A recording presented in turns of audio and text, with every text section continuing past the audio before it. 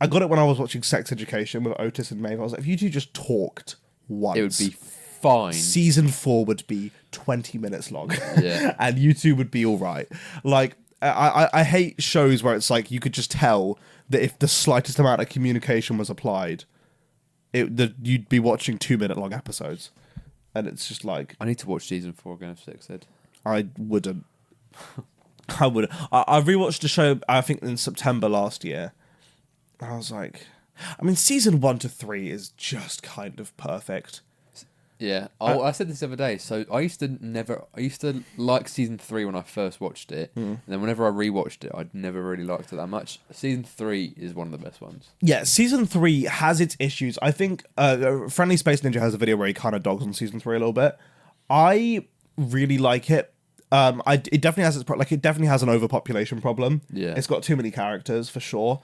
And Otis is kind of just a bad guy, and Isaac sucks, and like a lot of stuff in Maeve isn't great. There's a lot of bad stuff about season 3, but I think the overall narrative of like this new headmaster coming into this school that's like so expressive, Yeah. and just fucking like coming down on it like Darth Vader and like making it all like militarized. I think Yeah. it's such a fun story aspect, even down to like the color palette of the show becoming monochrome and gray.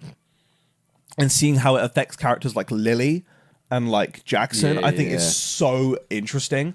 But then, yeah, season 4 is just a fucking mess, man. It actually kills me how bad season 4 is to this day. I need to make a video on it, but I have written a script about it, about season 4 of Sex Ed. But I just get too angry. Yeah. Like, because it's a show that actually means so much to me that when I think about how bad it got, I get a bit pissed off. Like, I don't know if you remember when season 4 came out, I genuinely was like grieving for a week. Really? Like, I was just sad. Like, I woke up, you know, like after you have a breakup and you wake up and the first thing you think about is your ex. Yeah. I had that with Sex Ed. Like, for a couple of weeks, I'd wake up and I'd be like, oh, nice day. Oh, Sex Ed 4 exists. Oh, God. And then it would like drag me down.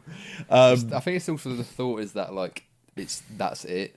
Yeah. The fact that if Which is why Stranger Things 5. If you know there was like a Sex Ed 5 coming out, you wouldn't be that mad. But which is why I think Stranger Things 5 left such a bad taste in people's mouth as well, because like that's done. But yeah, like Sex Ed 4, like bro, Otis was such a important character to me because when I started the show, when I started watching Sex Ed, I was about to go into sixth form, and I was a skinny, lanky 16-year-old virgin. Yeah. He was me. Like he was literally me. Cody's me, bro. He's my twin. And then, like, so Otis was a character that genuinely meant a lot to me. Yeah. And then you get to season 4 and he's just objectively a terrible guy. Like, he just sucks. And Jackson... Oh my God, fucking Jackson, man. What, in season 4? Yeah. Just likes up the bum. He likes it up the bum. And then they give him... There's nothing wrong with that. Fuck's sake.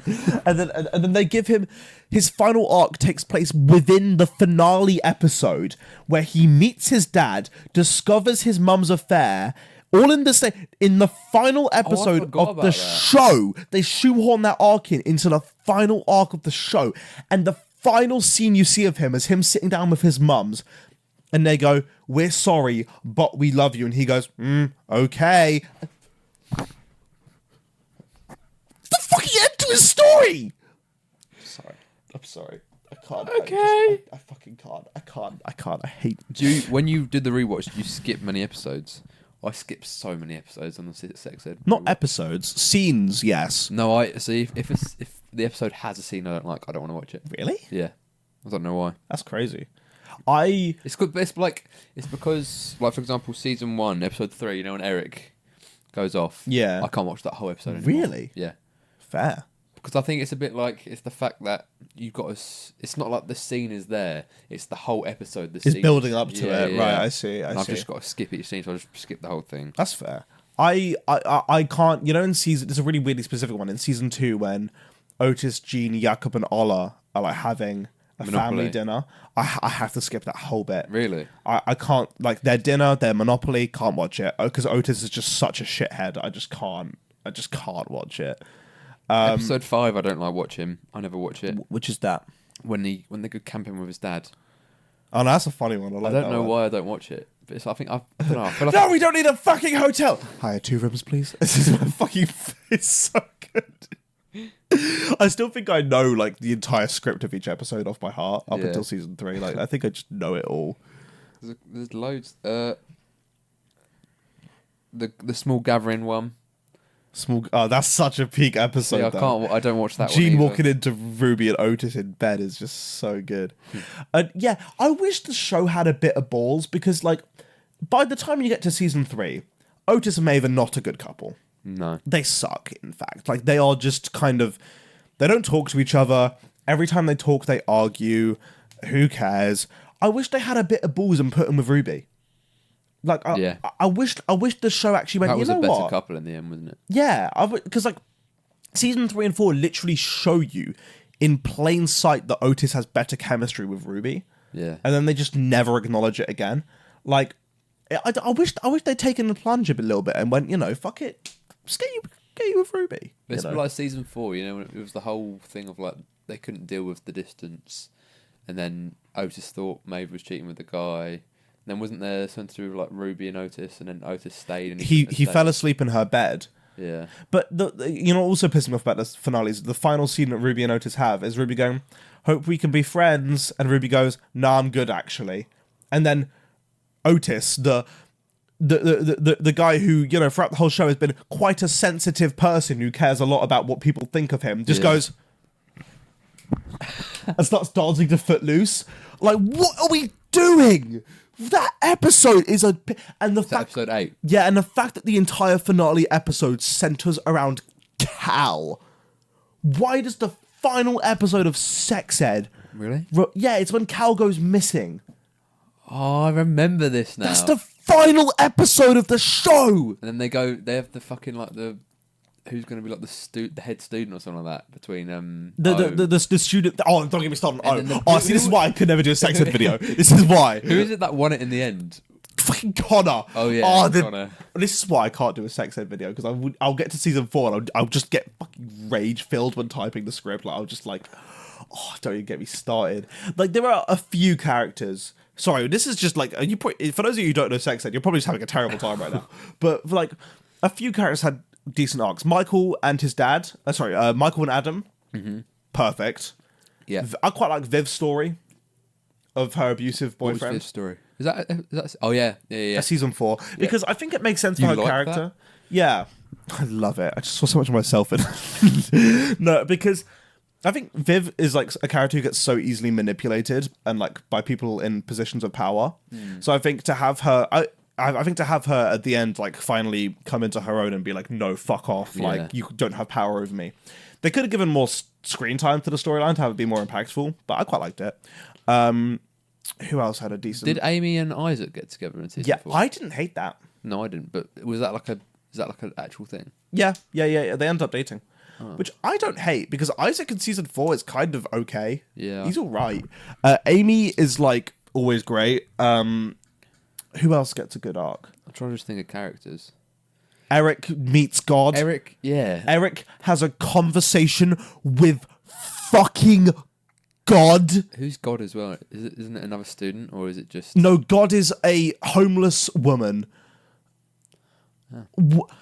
Eric, I feel I can't get over. Well, doesn't he do his thing as well where it's like he does his announcement to like he's about to get baptized or whatever, and then he goes, That's a great scene. I'm gay. Yeah, that's a good scene. That's what I'm about to say. See, this is the thing: is that like Eric's story? Sorry, we're really yapping about Sex Ed now, but fuck it, who cares? No one's watching. Everyone's watching. You know, the podcast is just us meeting up every 2 weeks ago. Yeah, let's catch up. You know, but like, this is the thing with Eric's storyline on paper is really good. It's like, you know, he's struggling to reconcile his sexuality and religion.